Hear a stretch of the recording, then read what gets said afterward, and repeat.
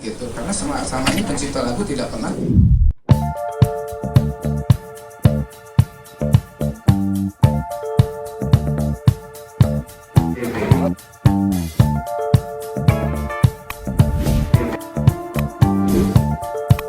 Ada jadwalnya, tapi kita kemarin sudah mengirim kontra memori, menjawab memori kasasinya Agnes.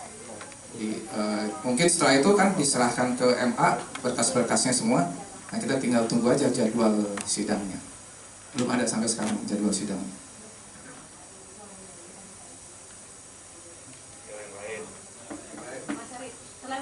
Ini sehingga akhirnya juga memicu juga para pencipta lagu, entah itu dari penyanyi juga ikut bersuara tentang isu ini ya. Terus yang kedua, apakah sudah ada komunikasi lebih lanjut lagi secara informal dengan Agnes? Karena kalau melihat dari harapan publik kan sebenarnya kalau bisa ini bisa berlangsung damai, tidak ada perpecahan atau mungkin ada. Kalau menurut saya sekarang banyak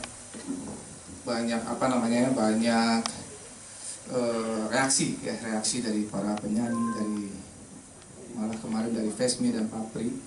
Itu kalau menurut saya menurut saya pribadi itu mereka semua gagal paham bahwa kasus ini punya substansi yang benar-benar diputuskan pengadilan itu telah terjadi pelanggaran hak cipta.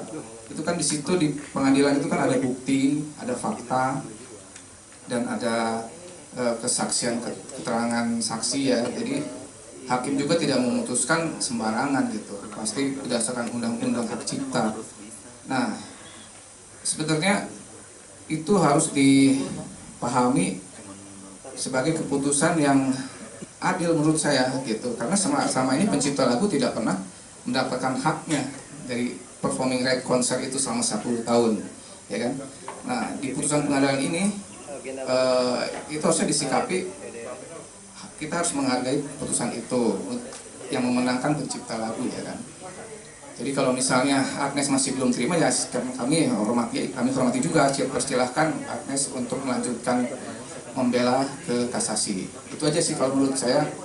Jadi kita kan pengen untuk yang gagal paham itu, untuk supaya paham kita undang, ya kan? Kemarin kita undang, tapi kan nggak mau datang gitu. Jadi sebetulnya ini cuma masalah pemahaman yang berbeda aja. Jadi kita pengen, ayo kita pemahaman nih gitu, tapi kan tidak direspon gitu kan. Selama ini kita tidak pernah direspon memang. Makanya selama 2 tahun juga tidak pernah direspon, sampai sekarang pun tidak pernah ada. Yang tadi menjawab pertanyaan kedua ya, di belakang ini apakah ada komunikasi, tidak ada.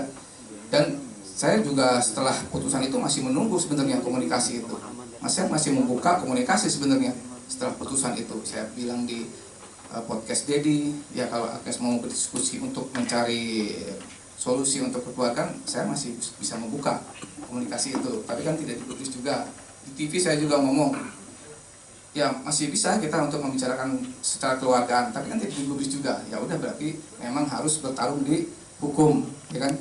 Nah, kita lihat aja di kasasi nanti seperti apa gitu.